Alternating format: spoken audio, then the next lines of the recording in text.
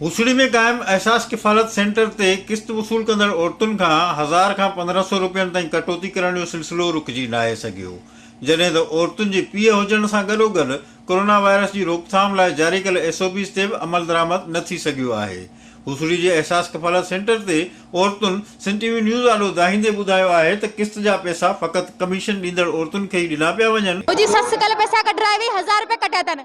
अॼु मुंहिंजी ॾाॾी आई आहे, हुन खां 1000 रुपए वठण अञा ताईं बीठी आहे। 1000 रुपए ॾियो, पोइ पैसा निकिरंदा, असां ख़र्ची करायो। हा, पोइ जेॾीमहिल पैसा जी थी पैसा असांजे कोन था ॾियूं, जी नेटवर्क कमु कोन थो करे, मशीन खणी वियो हलियो। जेके ॾींहं था रोसियो त उन्हनि खे पिया मिलनि, जेके नथा ॾियनि वेचारी न्याणियुनि दर बदर छी रोज़ो न की नमाज़ जी न की रमज़ान महीने जी कंहिंखां 500 कंहिंखां 1000 उहे पिया वठनि। 5 मायूं पैसा ॾिनो, उन्हनि खे ॾेई छॾीनि, असांखे चवनि सिंगलर नथा। कल्ह सॼो ॾींहुं चवनि सिंगलर, हुते ॿार वियो, उन्हनि मायुनि जा कार्ड खणे वञनि अंदरि, उन्हनि खे पैसा ॾिनो, उहे वञनि हली। हुते आया ई कोन्हे।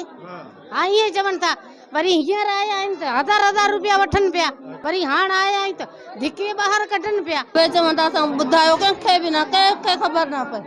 1000 रुपया ॾियो, 1500 रुपया ॾियो, 500 रुपया ॾियो, जेको ॿुधाईंदो त मथे नालो कटे छॾींदासीं। घुर्ज हिन ॻाल्हि जी आहे त लाॻापियल अख़्तियारियूं इन मामले जो फौरी तौर नोटिस वठी हुसड़ी जे क़ाइम हिन एहसास किफ़ालत सेंटर ते ग़रीब औरतुनि जी किस्त मां कटौती कंदड़ एजेंटनि ख़िलाफ़ सख़्त कार्रवाई करे। साथी रिपोर्टर निसार बालाजी सां गॾु औरंगज़ेब भुट्टो, सिंध टीवी न्यूज़, टंडोॼाम।